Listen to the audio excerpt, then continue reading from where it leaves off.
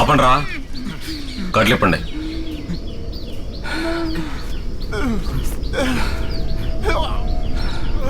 చెప్పరా, వాళ్ళు ఎక్కడున్నారో చెప్పరా. ఇన్ని దెబ్బలు కొట్టిన తర్వాత నిజం తెలిస్తే ఎవడైనా చెప్తాడు కదయ్యా. అంతేగాని నువ్వు చెప్పనంటావు. చెప్పరా చెప్పరా. చిరపుంచికి వెళ్ళిపోయారు. ఇక్కడి నుంచి ఎవరు ఎంత దూరం? నకరాలు చేస్తున్నారు మరి. నకరాలు చేస్తారా? కోపం వస్తుంది కదా, మండుతోంది కదా. ఇంకొక దెబ్బ కొట్టండి, ఏదో ఒక ఊరు పేరు చెప్తాను, అక్కడికి వెళ్తే ఎవరు ఉండరు, తర్వాత మీ ఇష్టం. చెప్పరా. కడుపు నిండా అన్నం పెడతానని చెప్పి నోరు పగిలేలా కొడుతున్నారే. ఇంకో దెబ్బ కొడితే చచ్చిపోతానయ్యా, అంత ఆకలిగా ఉంది నాకు. కొట్టకు వాడిని, కొట్టకు. చెప్తాను, అన్నం పెట్టండి చెప్తాను. వాళ్ళకి భోజనం పెట్టండి రా. ధనరాజ్, వెళ్ళి భోజనం తీసురా. ఎంతమంది వచ్చారు?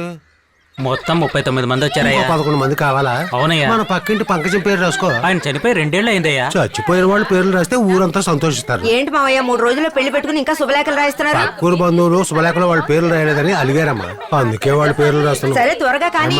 అందరికి బట్టలు తీశారు కదా? తీసుకున్నాం మావయ్య. నాకు జమీందార్ టోపీ కొన్నారు కదమ్మా? పసుపచ్చ టోపీ కొన్నాం మావయ్య. సంతోషం. పంతులు అయ్యా, ఏంటి ఆలోచిస్తున్నావు? రాయవయ్యా. అయ్యా 49 మంది పేర్లు వచ్చాయి. ఇంకొకరి పేరు చెప్తే రాసి నేను బయలుదేరతాను. నీ పేరు రాసేసుకొని బయలుదేరు. ఏంటయ్యా? ఏంట్రా అయ్యా గొయ్యా అంటూ పెళ్లికి ముందే శుభలేఖలు పంచిపెట్టు. సరే అలాగే ఇస్తానయ్యా. బంధువులు తిట్టుకుంటారు. దిగులు పడకండి అయ్యా, బంధువుల సంగతి నేను చూసుకుంటానయ్యా. పంతులు మాటలు మాత్రం బాగానే చెప్తావు, పని మాత్రం చెయ్యు. నాన్న భోంచేశారా?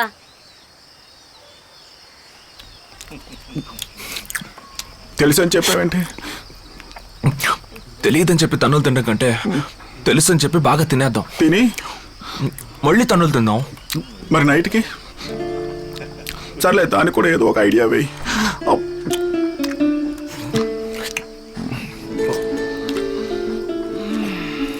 ఏమండి, రిషిత ఎక్కడండి? ఇల్లంతా వెతికినా కనపడలేదు. అది వాళ్ళ ఫ్రెండ్ని చూడడానికి పక్కూరు వెళ్ళింది.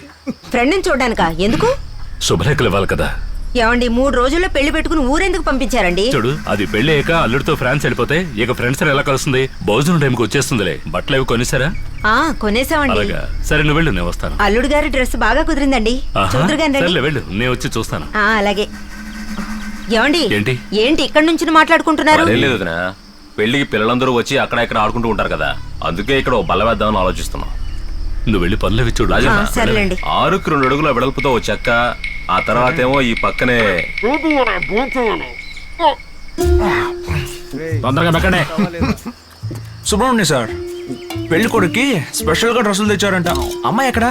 కొట్టేనంటేనా? నన్నే అడుగుతున్నావా? సీరియస్ గా చెప్తున్నాను, మమ్మల్ని కొట్టి అన్నం పెట్టి మళ్ళీ కొట్టే కంటే వెళ్ళి పారిపోయిన అమ్మాయిని పట్టుకోండి, లేదంటే పిల్ల పాపలతో వచ్చి నిలబడుతుంది. నిజం చెప్పండి, ఇక్కడి నుంచి వెళ్ళలేరా? రేయ్, ఎప్పుడెందుకు అలా గుడ్డ కట్టుకుంటున్నారు? మీ ఇంటి సమస్యలకి మా కడుపుకు ద్రోహం చేయడం మాకు ఇష్టం లేదు. ఇప్పుడు కొట్టండి, 2 రోజులు తట్టుకుంటాం. అన్నా వీళ్ళు మరీ ఓవర్కి వెళ్తున్నారన్నా? నటిస్తున్నారంట్రా. చివరి వరకు మీ ఫ్రెండ్ ని కాపాడాలని చూస్తున్నారు కదా. నవ్వకురా, మూసుకో, పెద్దలతో మాట్లాడుతున్నాం కదా. ఏం చెప్పాలి? ఎవడో తెలుసు. తీసుకురా. రేయ్, మీ ఫ్రెండ్ తో మాట్లాడు. మేమిద్దరం వీళ్ళ చేతుల్లో చిక్కాం, చిత్రహింసలు పెట్టి ప్రాణాలు తోడిస్తున్నారని చెప్పు. అప్పుడు చెప్పరా వాడితో. రేయ్, నువ్వేదో పెద్ద తెలివైన వాళ్ళ ప్రవర్తించుకో. త్వరగా నీ ఫ్రెండ్తో మాట్లాడు. మాట్లాడరా. ఏంట్రా చూస్తున్నావు? సార్, మీలాంటి ఒక సీరియస్ మెంటల్ నేను ఎప్పుడూ చూడలేదు సార్. చూస్తావురా? చూస్తున్నానుగా. కొట్టానంటే ఏమైందో ఏంటో చెప్పు సంపత్.